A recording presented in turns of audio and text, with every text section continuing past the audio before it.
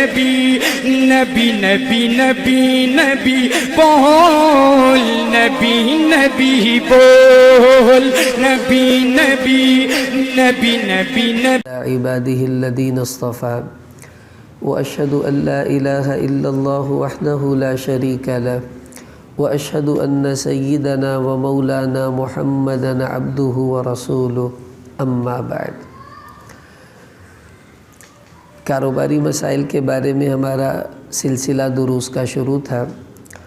آج انشورنس کے بارے میں کچھ تفصیلات عرض کرنی ہے کہ شرعی اعتبار سے اس کا کروانا جائز ہے یا ناجائز، اور اگر ناجائز ہے تو کیوں، اس میں کیا خرابیاں پائی جاتی ہیں، ان کا طریقہ کار کیا ہوتا ہے، اور اس کی کتنی قسمیں جو چلتی ہیں۔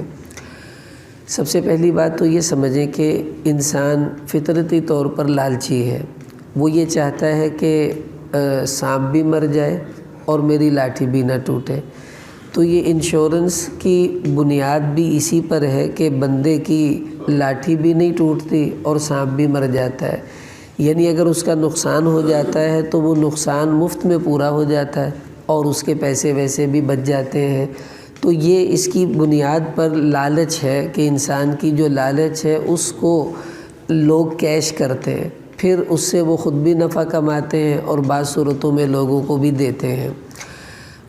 انشورنس کو عربی زبان میں تأمین کہتے ہیں۔ تأمین کا معنی ہے کسی کو امن دے دینا، اطمینان دلا دینا۔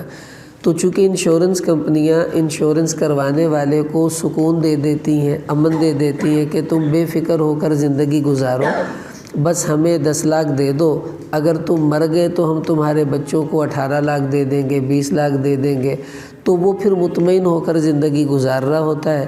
تو اس طرح اس وجہ سے اس کو تأمین کہا جاتا ہے، امن دلا دینا، سکون اگلے بندے کو دے دینا۔ اب یہ جو انشورنس والے کرتے کیا ہیں، ان کا طریقہ کار یہ ہوتا ہے کہ یہ کسی بھی ملک میں ایک حساب لگاتے ہیں موٹا۔ مثلا پاکستان میں پچھلے 1 سال میں کتنے حادثے ہوئے، کتنے بندے مرے، کتنے ایکسیڈنٹ ہوئے، کتنی آفتیں آئیں، اور ان میں جو کتنے لوگ جو تھے وہ چلے گئے دنیا سے، کتنی فیکٹریوں کو آگ لگی اور وغیرہ وغیرہ۔ اب جب وہ اس کا پورا حساب لگاتے ہیں تو یہ دیکھتے ہیں کہ اگر بالفرض ہم نے ان کی انشورنس کی ہوتی تو اتنے حادثوں میں ہمیں کتنے پیسے دینے پڑتے، اندازہ بالفرض 1 ارب روپیہ ہمیں دینا پڑتا۔ تو اب وہ یہ حساب لگاتے ہیں کہ 1 سال میں کم سے کم ہمیں 1 ارب سے اوپر کوئی 10-20 کروڑ بچنا بھی چاہیے۔ اس حساب سے پھر وہ قسطوں کی سیٹنگ کرتے ہیں کہ اگر ہم 10 لاکھ دیں گے تو ہم لیں گے تو اس کے بدلے 18 لاکھ دینے کا وعدہ کرتے ہیں، اور یہ مر بھی گیا اور ہمیں 18 لاکھ دینے بھی پڑے تو اس حساب سے ہمیں اتنے پیسے بچ جانے چاہیے۔ یوں پھر یہ حساب لگا کر اپنا جو ہے وہ قسطوں کی ترتیب بناتے ہیں۔ اب انشورنس کی کئی قسمیں ہیں، مثلا ایک انشورنس ہے اس کو کہتے ہیں لائف انشورنس، عربی میں کہتے ہیں تأمین الحیاء۔ یہ کیا ہوتی ہے، اس میں آپ کو وہ یہ کہہ دیتے ہیں کہ آپ مثلا اچھا اس سے پہلے جو لائف انشورنس ہوتی ہے وہ بندے کا ٹیسٹ کرواتے ہیں، ایسا تو نہیں کہ اس کو بیماریاں ہیں یہ تو ویسے ہی مرنے والا ہے 5-6 ماہ میں، تو ایسے بندے کی انشورنس وہ نہیں کرتے، وہ دیکھتے ہیں اس کی عمر کتنی ہے، بیماریاں تو نہیں لگی ہوئی، ویسے اس کا کیریکٹر جو ہے وہ صحت کے اعتبار سے ماضی میں کیسا رہا ہے۔ جب ان کو اطمینان ہوتا ہے کہ بندہ ٹھیک ہے تو پھر وہ اس کی انشورنس کرتے ہیں۔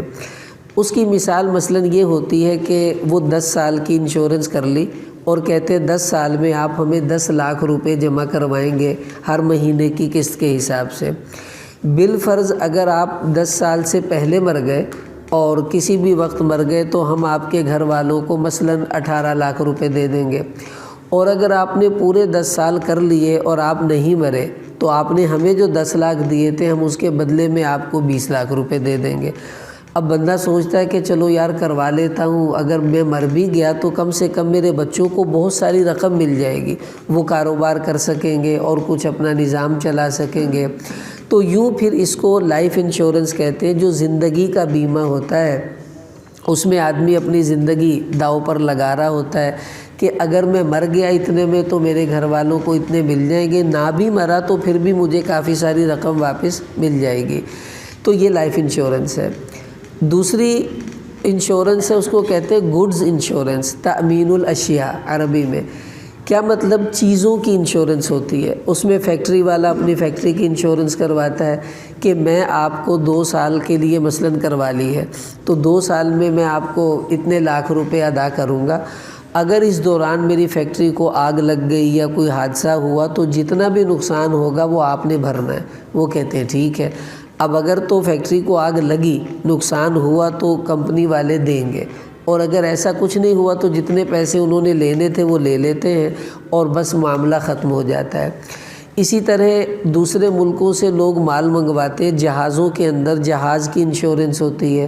آپ نے سامان کوئی مشین منگوائی ہے، مشین کی انشورنس ہو گئی کہ اگر جہاز غرق ہو گیا تو اتنے پیسے جو مشین کے ہیں آپ وہ مجھے ادا کریں گے، اور اگر نہیں غرق ہوا تو ٹھیک ہے، بہرحال میں آپ کو 2 لاکھ 3 لاکھ روپے جتنے بھی طے ہو جائے وہ دیتے ہیں۔ تو آج کل یہ بہت عام ہے، بین الاقوامی تجارت میں لوگ بیچارے پریشان رہتے ہیں، تو فیکٹریوں کی انشورنس، چیزوں کی انشورنس، اسی میں گاڑیوں کی انشورنس بھی آتی ہے گڈز انشورنس میں، کہ گاڑی کی انشورنس کروا لی، خدا نہ خواستہ ایکسیڈنٹ ہوا تو آپ خرچہ مجھے دیں گے، نہیں ہوا تو ٹھیک ہے میں آپ کو اتنے پیسے ادا کرتا رہوں گا۔ اچھا، یہ عجیب انشورنس ہے، اس میں تو کھلاڑی اپنی انگلیوں کی انشورنس کرواتے ہیں، ناک کی انشورنس کرواتے ہیں۔ مثلا ایک آدمی ہے، وہ بیٹسمین ہے، اب وہ دیکھتا ہے کہ گیند مجھے باؤنسر لگا تو میری ناک ضائع ہو سکتی ہے، میری ہاتھ پر گیند لگ سکتی ہے، میری ٹانگ پر لگ سکتی ہے، تو وہ اس حساب سے مثلا میں نے اپنی انگلی کی انشورنس کروا لی کہ 2 سال کے لیے میں آپ کو 2 لاکھ روپے دوں گا، اگر اس دوران میری انگلی کو کچھ ہوا اور مجھے آپریشن کروانا پڑا، پیسے لگے، وہ سارے پیسے آپ دیں گے، نہیں ہوا تو جتنے میں نے دیے وہ سارے آپ کے ہو جاتے ہیں۔ یوں لوگ پھر کھلاڑی اپنی چیزوں کا انشورنس کرواتے ہیں، ٹانگ کا، انگلی کا، ناک کا، کوئی کسی چیز کا، کوئی کسی چیز کا، تو یہ بھی اس کے اندر شامل ہوتا ہے۔ تیسری انشورنس وہ بڑی عجیب ہے، اس کو کہتے ہیں تھرڈ پارٹی انشورنس، تأمین المسئولیات۔ وہ کیا ہوتی ہے؟ وہ یہ ہوتی ہے کہ تیسرے بندے کی جو ذمہ داری آپ پر آنی ہے وہ آپ کمپنی پر ڈالتے ہیں۔ مثلا برفانی علاقوں میں یوں ہوتا ہے، ان کی ذمہ داری ہوتی ہے کہ اپنے گھر کے باہر جو برف پڑے گی وہ آپ نے اس کو اٹھا کر پھینکنا ہے، اگر اس برف کو آپ نے نہ اٹھایا اور کوئی بندہ پھسل کر گر گیا تو اس کی ٹانگ ٹوٹ گئی، بازو ٹوٹ گیا، تو وہ آپ کو کلیم کرے گا، پھر آپ کو اس کا پورا خرچہ دینا پڑے گا۔ تو اب میں کیا کرتا ہوں، میں انشورنس کمپنی سے کہتا ہوں کہ میں 1 سال کے لیے آپ کو 50,000 روپے مثلاً ادا کروں گا، اب اس دوران اگر کسی بندے کا کوئی اونچ نیچ ہوئی اور اس نے مجھ سے کوئی مطالبہ کیا تو جو مطالبہ اس کا مجھ سے ہوگا وہ آپ ادا کریں گے، وہ جتنا بھی ہوگا۔ وہ کہتے ہیں ٹھیک ہے۔ تو یہ ہے تھرڈ پارٹی انشورنس کہ میں کھڑا ہوں، اگر میں نے کسی میں گاڑی مار دی تو اس کی گاڑی کا کتنا نقصان ہوا وہ میرے ذمے آئے گا، میں کمپنی کے ذمے ڈال دوں گا، کمپنی اس کو ادا کرے گی۔ تو یہ بھی تھرڈ پارٹی انشورنس بہت زیادہ عمومی طور پر چلتی ہے، ہمارے ہاں تو کم ہے، دوسرے ملکوں میں یہ زیادہ چلتی ہے۔ تو یہ 3 موٹی موٹی قسمیں ہیں انشورنس کی، جس کے اندر ہی پوری انشورنس کی کہانی گھومتی ہے۔ اچھا، اب یہ سمجھیں کہ انشورنس کا کروانا جائز ہے یا ناجائز۔ تو شرعی اعتبار سے تو حکم یہ ہوگا کہ انشورنس چاہے لائف انشورنس ہو، چاہے گڈز انشورنس ہو، چاہے تھرڈ پارٹی انشورنس ہو، تینوں قسم کی انشورنس کا کروانا جائز نہیں ہے، ناجائز ہے۔ اب کیوں ناجائز ہے، اس میں کیا خرابیاں ہیں، ان کو سمجھیں۔ ایک آدھ خرابی نہیں ہے، اس میں تو 6-7 خرابیاں پائی جاتی ہیں، اور یہ ان تمام خرابیوں کا مجموعہ بن جاتا ہے۔ سب سے پہلی خرابی اس میں سود پایا جاتا ہے۔ کیوں؟ دیکھیے، میں نے پہلے بھی عرض کیا تھا کہ جب بھی آپ کسی کو پیسہ دیتے ہیں تو شریعت آپ سے پوچھتی ہے آپ اس کو پیسہ کیوں دے رہے ہیں۔ آپ نے اس کو ہدیہ دیا ہے، ظاہر ہے ہم نے ہدیہ تو نہیں دیا، صدقہ دیا ہے، صدقہ بھی کوئی نہیں دیا، کوئی ان سے کاروبار کیا ہے مزاربت کا، مشارکت کا، وہ بھی نہیں ہے، کیونکہ اس کی تو شرائط ہوتی ہے، ہم نے ان سے کچھ بھی نہیں کیا۔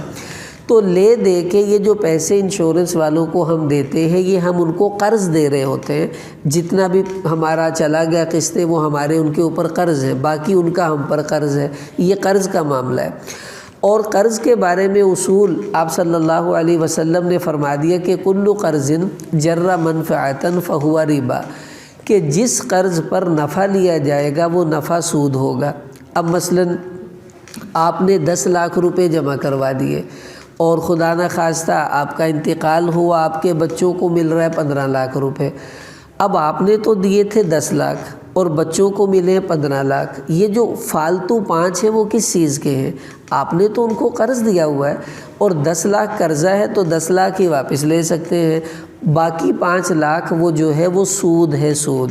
اب کوئی کہتے ہیں کہ نہیں جی وہ تا کاروبار کر دیا، وہ کر دیا اپا تے انہوں نے کوئی کاروبار نہیں کیتا، یعنی ہماری ان سے جو ڈیلنگ ہے وہ قرض کی ہے، آگے وہ اس سے جو بھی کاروبار کرتے ہیں وہ کرتے ہیں نا، ہم تو نہیں کرتے۔ اب اگر وہ کاروبار پر ہمیں نفع دے تو تب ہم لے سکتے ہیں جب ہم نے ان سے کوئی کاروباری ڈیلنگ کی بھی ہے، ہم نے تو ان سے کوئی کاروباری ڈیلنگ نہیں کی، ہم نے تو ان کو قرض دیا تھا اور طے ہوا تھا میں آپ کو اتنے دوں گا، آپ نے مجھے اتنے دینے، آپ کاروبار کریں نہ کریں، جیے مرے، مجھے اس سے کوئی پرواہ نہیں۔ تو یہ کاروباری تجارت کا معاملہ نہیں تھا، یہ قرض کا معاملہ تھا۔ اس لیے انشورنس پر جو زائد پیسے وصول کیے جاتے ہیں، ایکسیڈنٹ ہوا تو جو آپ نے مثلا جمع کروائے تھے 50,000، گاڑی کا نقصان ہوا 1 لاکھ کا، تو وہ تو آپ کو 1 لاکھ دے دیں گے، لیکن جو فالتو 50,000 ہے وہ کس چیز کے؟ آپ نے تو ان کو 50,000 دیے ہوئے، تو یہ جو فالتو 50 ہے یہ آپ کے قرض پر نفع ہے اور اس کو سود کہا جاتا ہے۔ ایک خرابی تو اس میں سیدھی سود کی پائی جاتی ہے جس کی وجہ سے یہ جائز نہیں ہے۔ دوسری خرابی اس میں غرر پایا جاتا ہے، غرر۔ مسلم شریف میں حدیث آتی ہے آپ صلی اللہ علیہ وسلم کے بارے میں کہ نہا رسول اللہ صلی اللہ علیہ وسلم عن بیع الحسات وعن بیع الغرر، کہ آپ صلی اللہ علیہ وسلم نے غرر والے معاملے سے منع فرمایا کہ غرر والا معاملہ نہیں کرتے۔ غرر کہتے ہیں دھوکے کو۔ دھوکے کا مطلب کیا ہے کہ معاملہ واضح نہیں ہوتا۔ اب مثلا پتہ نہیں میرا ایکسیڈنٹ ہوگا یا نہیں ہوگا، اور اگر ہوا تو کب ہوگا، اور میں نے کتنی قسطیں جمع کروانی ہے، اور مجھے ایکسیڈنٹ کی وجہ سے زائد رقم وہ دیں گے، پھر جو زائد رقم آئے گی وہ کتنی آئے گی یہ بھی نہیں پتہ، ایکسیڈنٹ چھوٹا ہوا ہے بڑا ہوا ہے، نقصان تھوڑا ہوا ہے زیادہ ہوگا، کچھ پتہ نہیں ہوتا۔ تو ایسا معاملہ پنجابی چ کہندی جندی نہ سدھ پتہ نہ پٹھ پتہ، نہ اس کے سرے کا ادھر پتہ ہے نہ اس کے سرے کا ادھر پتہ، ایسے معاملے کو کہتے ہیں غرر والا معاملہ۔ یہ دھوکے والا معاملہ ہے کہ ایکسیڈنٹ ہوگا تو اتنے ملیں گے، نہیں ہوگا تو ہم اتنے دیں گے، اب پتہ نہیں ہوگا نہیں ہوگا، پھر ہوا تو کب ہوگا، اس ماہ ہوگا اگلے ماہ ہوگا یہ بھی نہیں پتہ، اور میں کتنی قسطیں دے سکوں گا یہ بھی مجھے نہیں پتہ۔ تو جس معاملے میں دھوکہ پایا جائے، غرر پایا جائے، اس معاملے کو شریعت نے حرام قرار دیا ہے، اور انشورنس میں غرر بھی پایا جاتا ہے، اس وجہ سے انشورنس کا کروانا درست نہیں ہے۔ تیسری خرابی اس میں قمار ہے، جوا۔ وہ کیسے؟ دیکھیے، جوے کی تعریف میں نے پہلے بھی عرض کی تھی، تعلیق التملیک علی الخطر، کہ آپ کا مال رسک پر ہے، آر یا پار، یا تو آپ بہت سا پیسہ لے لیں گے یا آپ کا پیسہ بھی چلا جائے گا۔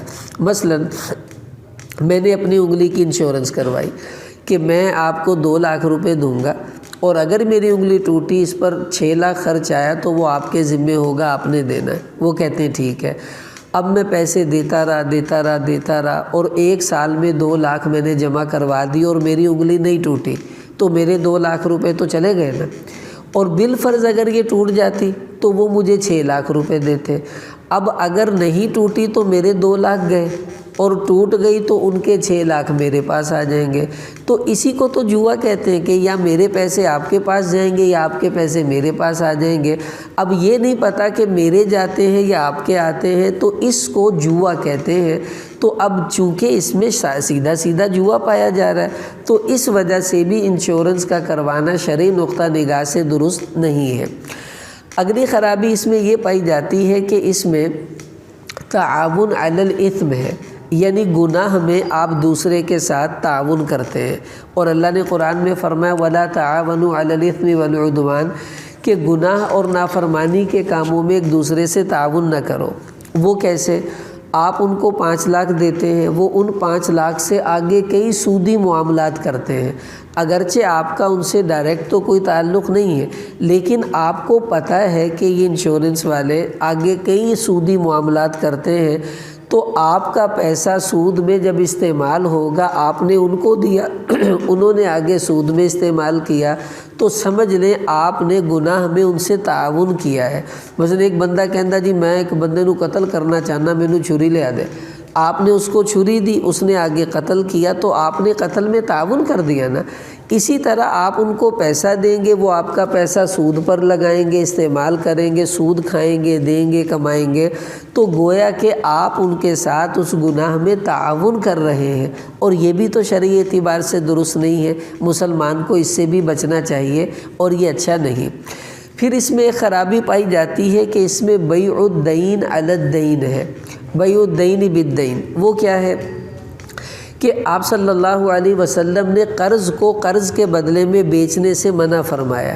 مثلا میں نے آپ سے 500 روپے لینے تھے، میں ایک بندے سے کہوں یار اس نے مجھے 1 تاریخ کو 500 روپے دینے ہیں، مجھے ابھی ضرورت ہے، ایسا کر تو مجھے 450 دے دے، تو اس سے 500 لے لینا۔ تو گویا کہ میں نے اپنا 500 کا قرض اس بندے کو 450 میں بیچ دیا ہے۔ شریعت کہتی ہے یہ معاملہ جائز نہیں۔ اور یہاں بھی ایسے ہی ہے، مثلا میرا آپ سے طے ہوا کہ میں 5 سال میں آپ کو 2 لاکھ روپے دوں گا، تو 2 لاکھ آپ کا میرے اوپر ادھار ہے، اور آپ نے 5 سال کے بعد مجھے 3 لاکھ واپس کرنے ہیں، تو میرا 3 لاکھ آپ پر ادھار ہے۔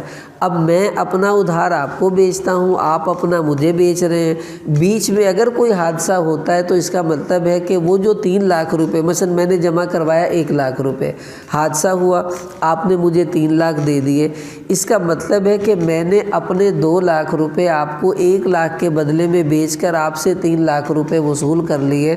یہ معاملہ بھی شرعی اعتبار سے درست نہیں ہے۔ تو اس میں یہ والی خرابی بھی پائی جا رہی ہے جس سے حضور اکرم صلی اللہ علیہ وسلم نے صراحتاً منع فرمایا۔ پھر اس میں ایک خرابی ظلم ہے۔ ظلم کسے کہتے ہیں کہ اگلے بندے کا حق مار لینا۔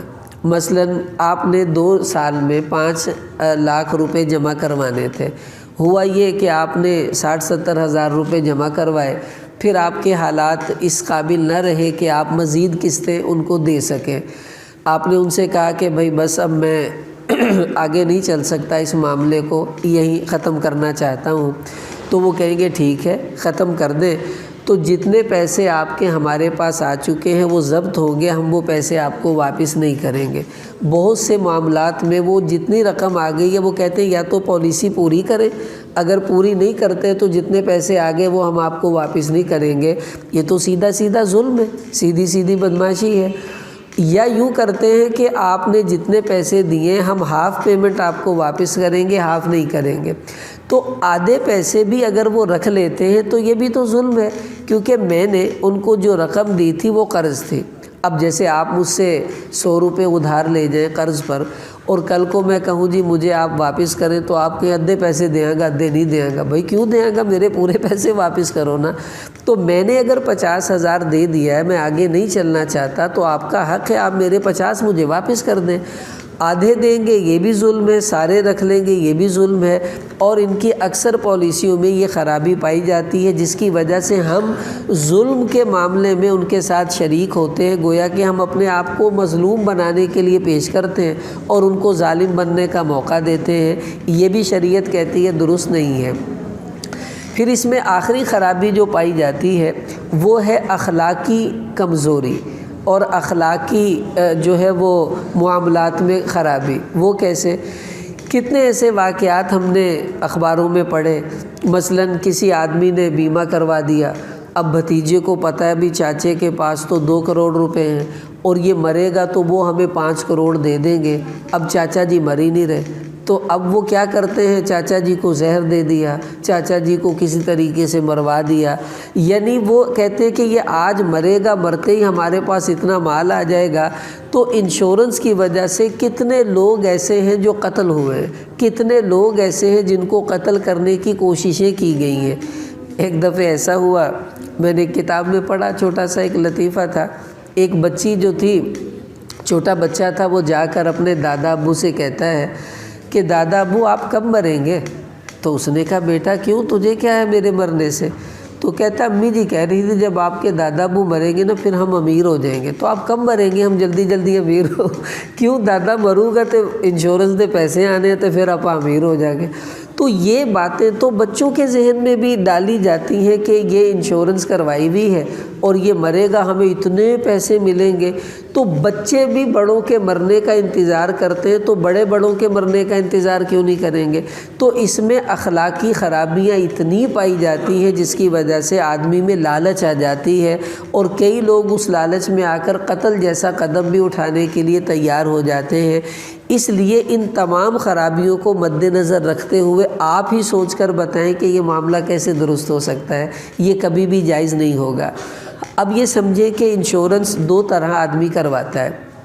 ایک انشورنس ہے اپنے اختیار سے کروانا، آپ کو کسی نے مجبور نہیں کیا، آپ اپنے شوق سے کروانا چاہتے ہیں، یہ والا معاملہ تو بالکل جائز نہیں، اس میں آپ کو صراحتاً گناہ ہوگا، کیونکہ ایک گناہ کا معاملہ ہے اور کئی گناہوں کا مجموعہ ہے، اور آپ اسے خود اپنے ارادے سے کرنا چاہتے ہیں، یہ تو بالکل صحیح نہیں ہوگا۔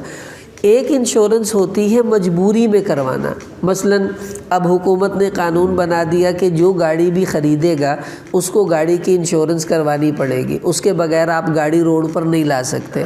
ایسے ہی آپ دوسرے ملک سے کوئی سامان منگوا رہے ہیں تو عالمی تجارت میں یہ اصول ہے کہ اس کی انشورنس آپ کو کروانی پڑے گی۔ اب یہاں آپ انشورنس نہیں کرواتے، آپ کا سامان نہیں آتا، آپ انشورنس نہیں کرواتے، آپ گاڑی خرید نہیں سکتے، اب آپ مجبور ہیں۔ حکومت کی قانونی پابندیوں کی وجہ سے اگر مجبوری میں آپ نے انشورنس کروا لی، آپ کو گناہ نہیں ہوگا، ایک بات۔ لیکن آپ کو انشورنس کے پیسے دیتے جائیں، خدا نہ خواستہ مثلا آپ نے 1,00,000 روپے جمع کروائے اور خدا نہ خواستہ کوئی ایکسیڈنٹ ہو گیا تو اب 1,50,000 کا نقصان ہوا، تو انشورنس کمپنی آپ کو کتنے پیسے دے گی؟ 1,50,000 روپے۔ اب جو فالتو 50,000 روپے ہیں، 1,00,000 تو آپ نے جمع کروایا تھا وہ آپ کو مل گیا، لیکن جو فالتو 50,000 آپ کو ملے ہیں وہ پیسہ سود ہے، وہ آپ کے لیے جائز نہیں ہے۔